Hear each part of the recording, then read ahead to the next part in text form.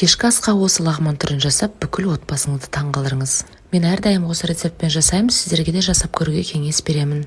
Өте дәмді болып шығады. Кафедегі лағмандардан кем емес. Алдымен етімізді видеода көрсетілгендей жұқа етіп турап аламыз. Енді маринадтауға кірісеміз. Тұз, қызыл бұрыш, лотос тұзы, 3 ас қасық соя, 3 ас қасық су. Барлығын араластырып, бетін жауып, бөлме температурасында 1-1,5 сағатқа қоямыз. Барлық көкөністерді видеода көрсетілгенде турап аламыз. Сондай-ақ көкөністер әдемі көріну үшін пышақты көлденеңінен ұстап тураймыз.